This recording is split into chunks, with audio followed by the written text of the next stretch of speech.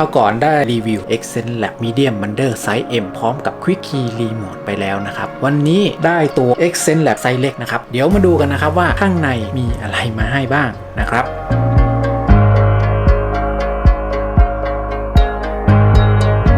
สวัสดีครับวันนี้มีเพนแท็บเล็ตนะครับไซส์เล็กของ Accent Lab นะครับเดี๋ยวมาดูกันว่าข้างในมีอะไรมาให้บ้างนะครับ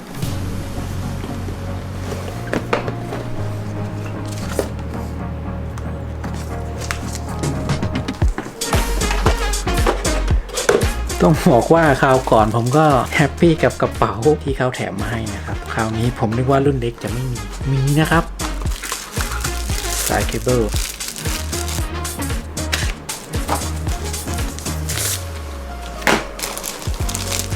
ผมว่านะใครซื้อไปนี่ต้องแกะสนุกอะผมรู้สึกว่าผมแกะสนุกมากเลยรู้สึกตื่นเต้นเวลาแกะครับมากระดานครับดูสิว้าวขอจัดแป๊บหนึ่งโอเคครับเนี่ยทั้งหมดในกล่องไซส์เล็กมีประมาณนี้อย่างแรกก็คู่มือนะครับมีภาษาต่างๆถุงมือนะครับผมก็สังเกตนะว่าช่วงหลังๆไม่ว่าจะเป็นยี่ห้อไหนเขาก็จะให้ถุงมือมานะครับซึ่งเมื่อก่อนผมนึกว่าถุงมือเนี่ยมันเอาไว้ใส่เขียนหน้าจอนะครับแต่พอเอามาใช้กับพวกกระดานอย่างนี้มันก็โอเคนะมือนะครับแล้วก็สายเคเบิลมี1เส้นนะครับด้านนี้เป็น USB 2 ตามปกตินะครับแล้วก็ตัวนี้จะเป็น Type C นะครับเป็นเชฟตัว L นะครับกล่องใส่ปากกานะครับมีมาให้2ด้ามเนี่ย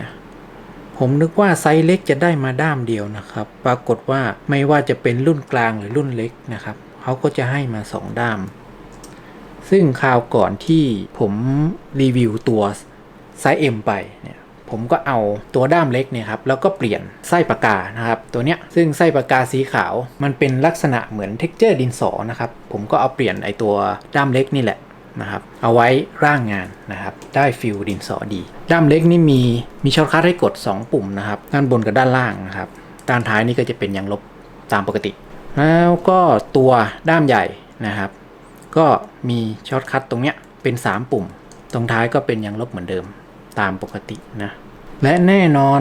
สมัยนี้ต้องไร้สายนะครับมีตัวกระจายสัญญาณ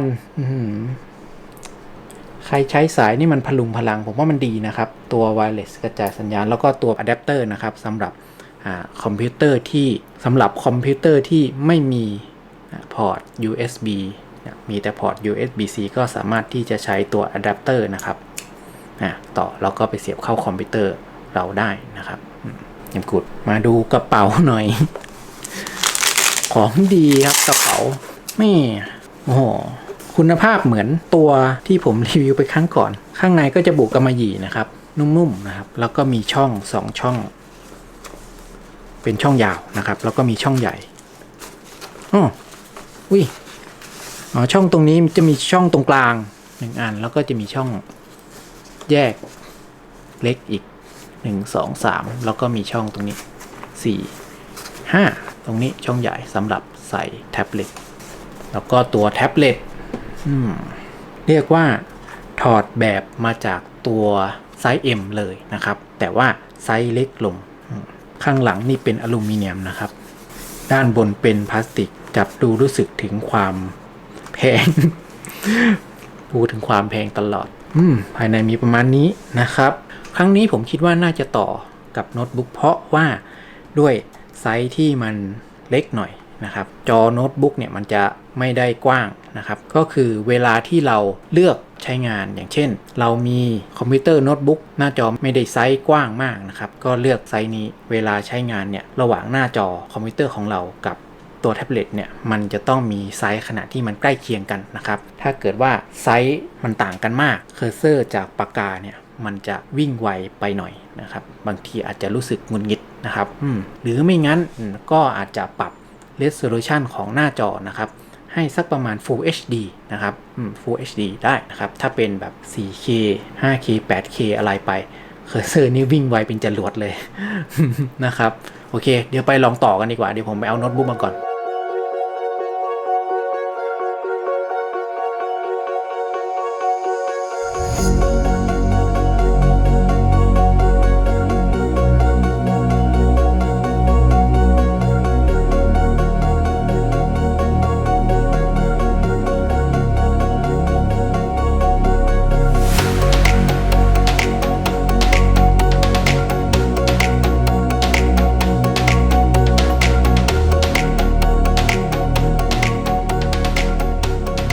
ที่ผม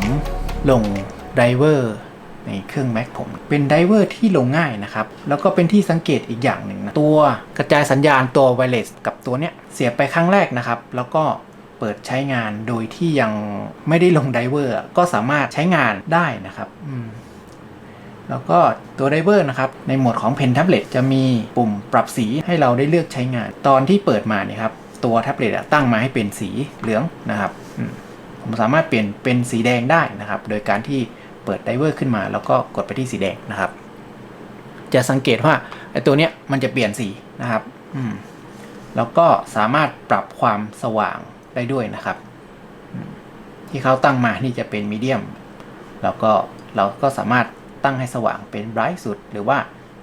เบาลงมานิดหรือว่าจะปิดไม่ให้แสดงผลสีหรือว่าไม่ให้มีแสงสว่างก็ได้นะครับเปิดไว้เป็นมีเดียมแล้วกันเนี่ยเปลี่ยนเป็นสีชมพูนะครับสีน้ำเงินสีฟ้าสีเขียวอันเนี้ยตามใจชอบเลยเป็นลูกเล่นดีนะแล้วก็มาอีกอันนึงก็เป็นหมวดของปากกานะครับที่ผมใช้งานอยู่อันเนี้ยจะเป็นตัวที่ไซส์ใหญ่เขาเรียกว่าด้ามอ้วนแล้วกันเป็นด้ามอ้วนมีด้ามอ้วนกับด้ามผอมนะครับก็สามารถที่จะปรับให้เบาหรือว่าหนักเวลาเราเลื่อนไปทางด้านขวานะครับเฮฟวี่เราก็จะต้องกดหนักกว่าเดิมนะครับเพราะว่าตรงเนี้ยมันจะทำให้เส้นเราบางลงจะรับน้ำหนักได้น้อยลงอันเนี้ยจะปรับให้มีเส้นซอฟต์นะครับเรียกว่ากดเบาๆก็เส้นก็จะออกมานะครับแต่ต้องแลกมาด้วยเส้นมันจะอ้วนหน่อยเขาก็ตั้งให้มาในระดับปานกลางอันนี้แล้วแต่ชอบบางคนอาจจะมือหนักหน่อยอาจจะมาเลือกทางเฮฟวี่บางคนมือเบาขีดเบาๆก็อยากจะมีเส้นละอะไรเงี้ยก็สามารถที่จะปรับตรงนี้ลงมาได้ตรงนี้ก็สามารถที่จะตั้งการทำงานของยางลบนี้ได้คือเขาก็ตั้งมาให้เป็นยางลบนั่นแหละจะตั้งเป็นอย่างอื่นก็ได้ตรงนี้ก็จะเป็นปุ่ม undo หรือว่าCtrl Z Command Z ไปปุ่มตรงกลางนะครับเป็น Double Click ส่วนตรงเนี้ยเป็นคลิกขวาเดี๋ยวมาดูด้ามผอมกันบ้างด้ามผอมก็เหมือนกันปรับน้ำหนักได้เหมือนด้ามใหญ่ตรงท้ายก็เป็นยางลบปรับเปลี่ยนได้แต่ว่าด้ามผอมเนี่ยจะให้มาแค่2ปุ่มเป็น Double Click กับ Right Click แล้วก็ส่วนของ Reference ตรงนี้ก็จะตั้งปกติก็จะตั้งเป็น Full Tablet Area อยู่แล้วไปซิงกับหน้าจอคอมพิวเตอร์ของเราส่วนอันนี้ก็จะตั้งเป็น All Display ไปเลยก็คือไม่ต้องยุ่งนั่นแหละนะครับ ใครจะยุ่งก็แล้วแต่คือประมาณนั้นนะครับส่วนมากผมก็จะไม่ค่อยจะปรับอะไรสักเท่าไหร่อาจจะมีบ้างเนี่ยมาปรับไฟเล่นดีกว่า หรือไม่งั้นก็อาจจะปรับตรงน้ำหนักปากกาให้ซอฟต์ลงนิดนึงไม่ได้เป็นคนมือหนักแบบนี้แล้วกันจะใช้ด้ามอ้วน โอเคด้ามอ้วนนะครับด้ามผอมก็ประมาณนี้ลงไดเวอร์ง่ายๆไม่ซับซ้อนกดเน็กอย่างเดียวเดี๋ยวยังไงลองวาดกันดูสักอันไหมล่ะ